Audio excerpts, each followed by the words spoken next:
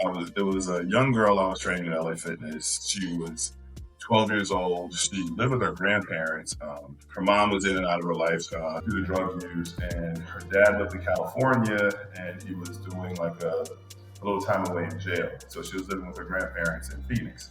She was 12 years old, very overdeveloped for her age, kind of tall, very well developed for her age, I'll just say that, and a little overweight as well, especially at 12 years old. And she used to cut her wrist with knives or anything sharp she could find. So I saw the scars also.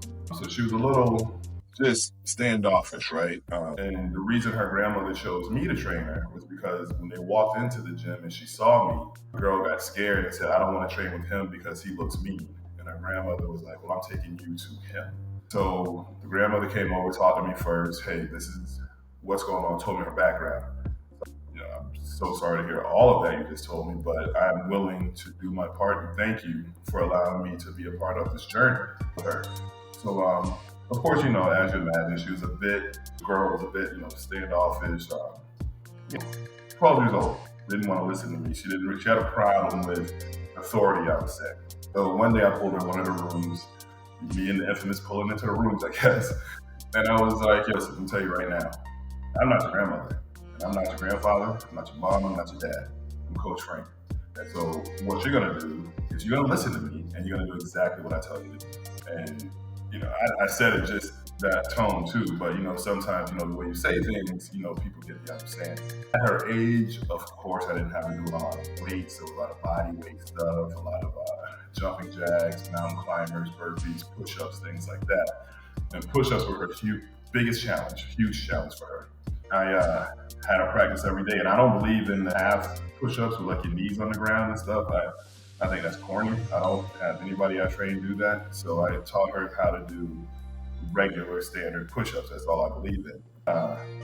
And I found out one day she came in the front of the gym. "Hey, Mr. Frank, Coach Frank." I'm like, "What's up? What's going on?" "Watch this."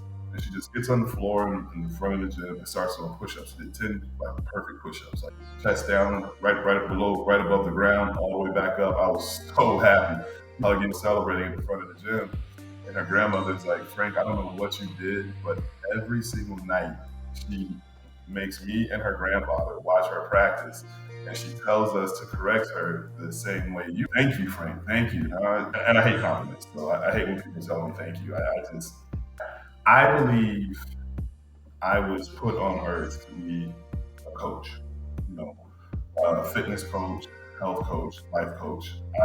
That's just what I believe. So I don't really want praise for doing what I'm supposed to be doing. All right, so back to the story.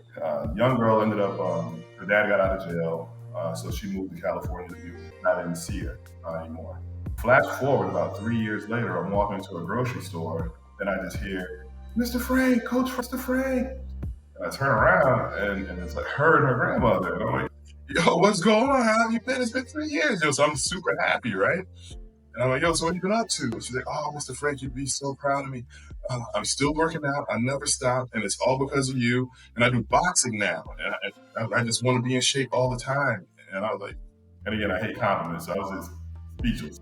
And, gave her a hug, and we caught up, and, we just went our separate ways.